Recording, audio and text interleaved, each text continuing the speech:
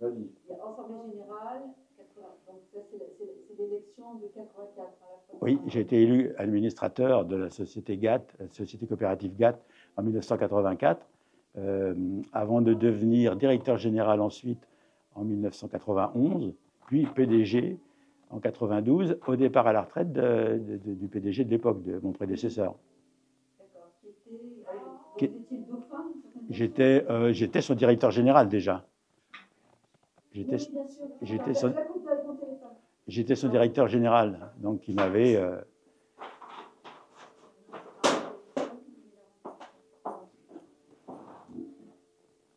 On entend très peu, on entend quand même. Non, non, non, j'entends pas.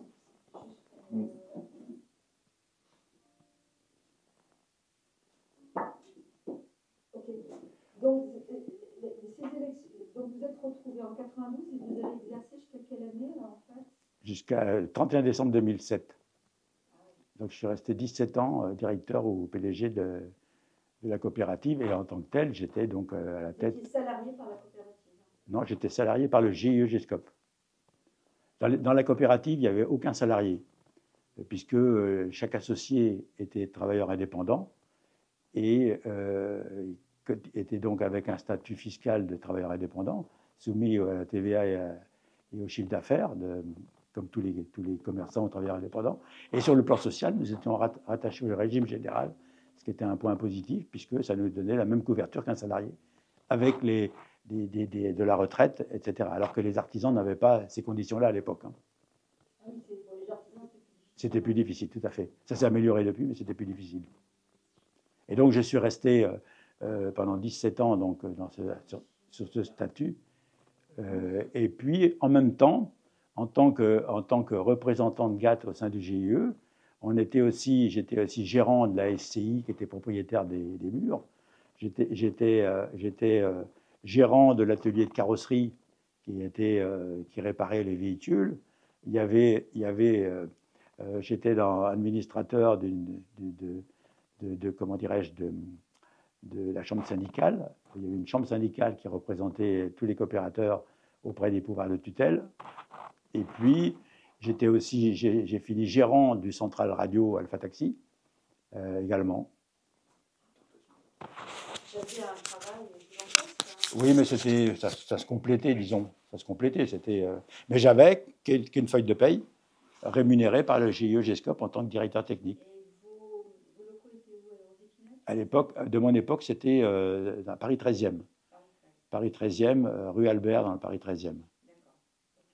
Où on était arrivé en 1977 avec la fusion, enfin le rapprochement des trois coopératives. Vous aviez imaginé quand vous étiez jeune que vous alliez finir PDG d'une coopérative? Certainement pas.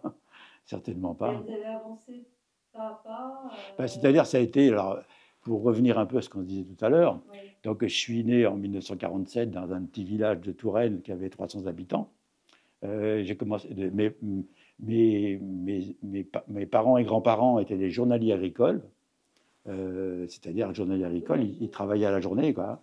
Alors l'été c'était plutôt l'agriculture, l'hiver c'était le bois, les bûcherons. Et puis mon grand-père était distillateur. Donc du marc de raisin, des fruits, des choses comme ça. Il avait une alambic. Et il était distillateur et les personnes qui voulaient faire de l'alcool lui apportaient le marc ou le mou et puis il travaillait comme ça, disons, pendant 4 mois de l'année, en gros, le mois de décembre jusqu'au mois d'avril. Et donc ensuite, j'ai commencé à aller à l'école, j'avais plus de 6 ans, parce qu'il n'y avait pas, c'était l'après-guerre. Dans le village, il n'y avait pas d'école maternelle. Et donc, j'ai commencé à l'école à près de 6 ans. Et puis, à 14 ans, j'étais au travail, avec un certificat d'études en poche. J'ai commencé mon apprentissage. Oui, c'était bien. J'ai commencé à travailler à 14 ans, donc comme apprenti boulanger. Donc, de 64 de 61 à 64, voilà. Et puis, fin décembre 1964... alors là, vous aviez bougé, j'imagine, vous avez bougé vers une grande ville quand vous étiez apprenti boulanger. Non, j'étais dans le village d'à côté. Ah oui, il y avait. Dans le village d'à côté, oui, oui, oui. Ah ben, il y avait une boulangerie dans le village où j'étais, quand même. À l'époque, chaque village avait sa boulangerie, hein, même plusieurs, des fois. Hein. Même un ou deux cafés. Ah ben, il y avait plus que ça. Mais ma grand-mère, je ne l'ai pas dit, ma grand-mère tenait un bistrot. Alors, c'était le bistrot, c'était dans sa cuisine. Il y avait à droite la machine à coudre, la cuisinière et la table. Et puis, à gauche, il y avait une grande table avec des bancs. C'était là le bistrot, quoi. Et les gens venaient boire le coup avec pour boire. C'était la femme de ton De grand-père mon grand-père, qui était tout à fait, oui, complètement. Ils faisaient leur propre alcool, ils le revendaient, quoi. Ah non, non, non, non, pas du tout. Ah non, surtout pas, il ne fallait pas mélanger tout ça, non. Ah non. Non, c'était bien réglementé à l'époque. Non, le distillateur, c'était pour la population, on va dire. Ceux qui avaient des vignes, parce qu'à l'époque, tout le monde avait sa vigne. Et donc, avec le mar, ils faisaient de l'agneau pour faire ensuite des apéritifs ou des choses comme ça. Ma grand-mère, elle vendait des produits qui étaient fournis par... C'était du vin. C'était... Il venait des gens dont son mari faisait le mar, quoi.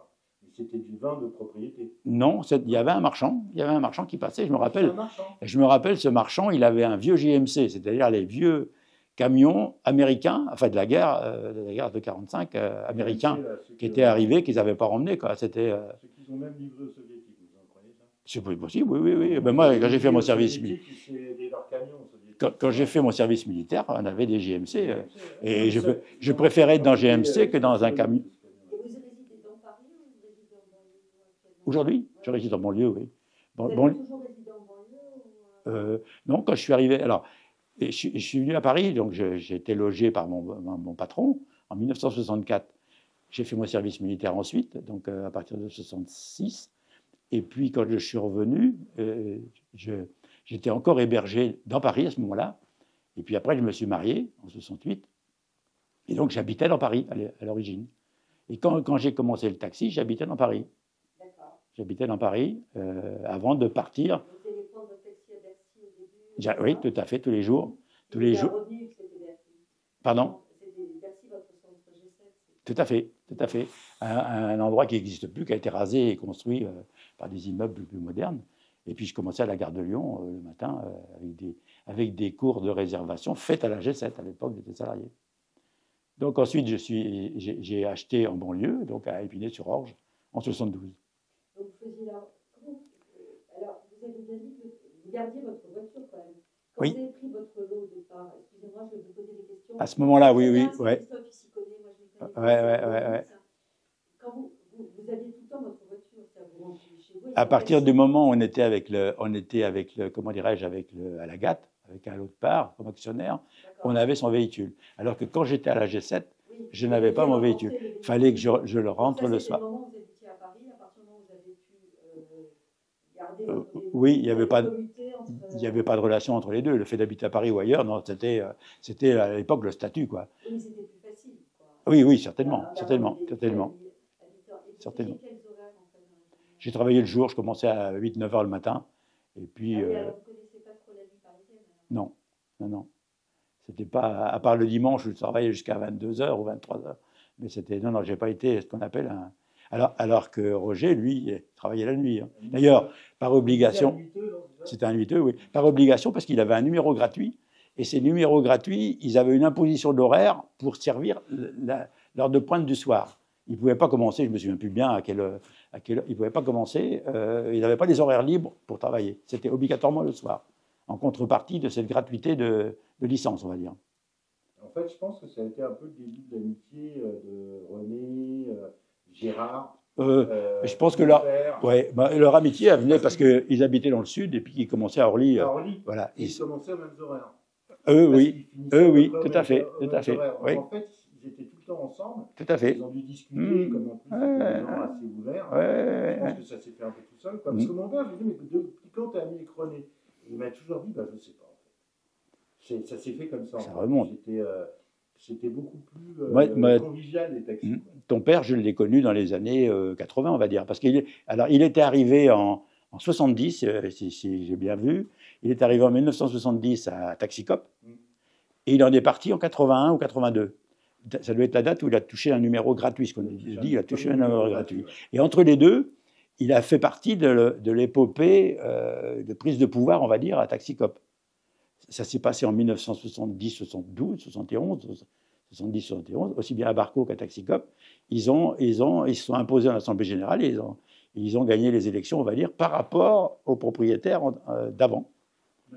Par rapport jusqu'en 70, c'était Robert Catherine qui était propriétaire des deux entités, Barco et Taxicop. Donc ça vient de la SGL, tout à l'heure j'ai dit de bêtises, la SGL, c'est Barco Taxicop. La SGL a été scindée, d'abord il a créé Taxicop avec 300 autorisations, si ma mémoire est bonne, ça doit être en 1956, ou 54 plutôt, et ensuite Barco au début des années 60. Et il continuait à gérer ces deux entreprises comme s'il en avait toujours été le propriétaire. Et à un moment, les chauffeurs, ils se sont un peu rebellés, on va dire. Ils ont gagné les élections en 1970 et c'est un des chauffeurs qui est devenu PDG. Barco, c'était... C'était un pote à mon père, je crois, non? Oui, Maurice Ledu. Ouais, c'est ça. Maurice Ledu, oui, tout à fait, qui était... Ils étaient très copains. Oui, ça ne m'étonne pas. D'ailleurs, ils devaient être issus de la CGT tous les deux. À l'époque. Et ils étaient CGT tous les deux. Tous les deux, oui. Ils avaient été CGT complètement. Mon père a quitté la CGT après. Je crois que lui, il est resté. Et ils ont dû être, d'ailleurs, délégués CGT de chez Robert Catherine ensuite, parce qu'ils ont commencé à G7, mais après ils sont passés chez Catherine pour pouvoir. Et un autre qui était là, c'est celui que tu as connu il n'y a pas longtemps, c'est Roland Champagne, qui était délégué CGT aussi de chez Catherine à l'époque, qui était rue Saint-Bernard à l'époque. Je me demande si mon père était encore délégué CGT quand Champagne était. Parce que quand j'ai interviewé Champagne, là, il m'a dit oui, je l'ai connu, mais en fait, je pense qu'il était déjà Taxicop, mais qu'il avait abandonné la CGT. Peut-être. Et qu'il était encore administrateur. Bah après. La CGT, parce que, en fait, la CGT, ils étaient un peu. C'était pour les salariés. Ouais. C'était pour les salariés. Et à partir du moment où ils devenaient actionnaires, d'ailleurs, c'est pour ça qu'on les a eu contre nous, parce qu'ils ont perdu leur pouvoir dans ces sociétés-là. À partir du moment où on est devenu actionnaire, on est devenu notre propre patron, on n'avait pas intérêt à travailler contre le patron ou contre la société. Bah oui, c'était contre nous, quoi. Donc c'est l'avantage de la coopérative. Complètement. S'ils travaillent contre la boîte, ils travaillent contre eux-mêmes. Alors ton père, à mon avis, il a été ou membre. Alors Taxicop et Barco, c'était des sociétés coopératives qui étaient sous le régime du directoire et du conseil de surveillance. Alors que GATT, on était passé directement au conseil d'administration. Ce n'est pas la même gestion. Alors, à mon avis, ton père, il était ou dans le conseil de surveillance, ça je ne peux pas savoir, ou au directoire de Taxicop. Donc voilà, c'était... Je sais qu'il a négocié, il m'avait parlé une fois que c'était lui avec son pote, là, ils avaient été voir Citroën, qui était un peu réticent à... Ça devait être au début des années 70. Hein, ça, c'est la relation avec les constructeurs. Ouais, qui était réticent un peu à faire des trucs. Et en fait, ils se sont pointés au grand garage là, dans le sud, vers la place d'Italie. Là, c'était un peu le repère. Et ils nous ont dit bah, écoute, nous, on est un. Qu'est-ce que tu nous fais? Et là, ils ont eu une super truc. Et il y a eu, début des années 70, beaucoup de taxis ont roulé en DS. Avec ça et, en DS, oui. Puis après, il y avait les mêmes conditions chez Peugeot, voilà. etc. Oui. Alors, j'ai même vu que pour la G7, ils avaient testé une voiture. Non. Il y a une Renault. Non, on a de G-Scope, pendant des années, on a testé des véhicules pour le compte de Peugeot, de Citroën. D'ailleurs, il y avait des contrats avec Citroën. Ils faisaient tout l'entretien des chauffeurs. Et puis ça s'est même passé aussi avec les manufacturiers. Pour moi, j'ai roulé, j'ai usé des pneus pour le compte de Dunlop à l'époque. Et donc, il fallait simplement passer une fois tous les 2 mois, par exemple. Ils faisaient des mesures. Et puis, si on avait le moindre incident, fallait pas faire réparer, fallait leur emmener. Et puis, leur signaler ce qui pouvait se passer si on avait de l'aquaplaning ou s'il y avait des choses comme ça. Il n'y avait pas de rémunération. C'est-à-dire, ils nous mettaient des pneus gratuits sur les véhicules et on devait les user, quoi. On devait les faire rouler. Vous aviez des tarifs privilégiés pour les voitures, du coup ? Ah bah oui, complètement. Ça, c'est autre chose, c'est avec les constructeurs, ça. Les tarifs on travaillait, on négociait directement avec le constructeur. C'était même pas les concessionnaires, c'était directement avec le constructeur. Avec Automobile Peugeot, par exemple, on a mis en place dans les années 80 des véhicules qu'ils appelaient Special Taxi, qui avaient par exemple, ils avaient des alternateurs, ils avaient des batteries plus fortes, ils avaient des embrayages renforcés, des choses comme ça, pour disons, par rapport à la spécificité du fonctionnement en tant que taxi. Donc ça voulait dire aussi, alors je vais essayer d'exprimer correctement, donc à partir du moment où, ça veut dire que vous aviez pratiquement tous les mêmes voitures en fait. Eh ben, à l'époque, il y avait c'était les conseils d'administration qui agréaient les constructeurs. Il n'y avait que 5 constructeurs, ou 4 constructeurs. Il y avait les 3 marques françaises, Peugeot, Citroën, Renault, et puis Mercedes. Voilà. Pendant des décennies, on a fonctionné comme ça, ce qui nous permettait, avec 1200 véhicules, d'avoir des conditions. On achetait 400 voitures par an. Donc, même si c'était réparti sur les 4 constructeurs, ça faisait quand même un poids commercial non négligeable. Surtout que c'était des voitures assez chères, c'est pas pas des entrées de gamme.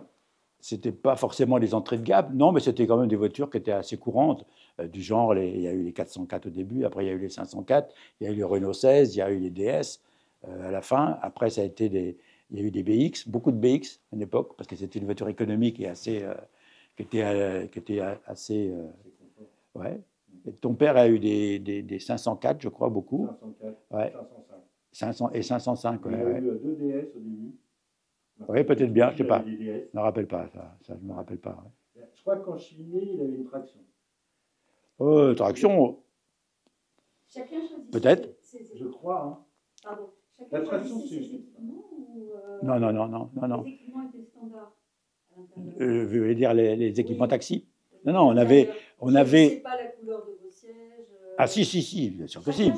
Oui. Dans la gamme agréée des constructeurs, des 4 constructeurs, il fallait que ça soit dans la gamme agréée par la préfecture de police, et à travers ça, on choisissait le véhicule que l'on voulait, avec les finitions que l'on voulait, sachant qu'en face, il y avait un financement assuré. Le chauffeur assurait le financement de son choix de véhicule à travers un compte courant bloqué dans les comptes de la coopérative. D'accord. Ça existe toujours, ça?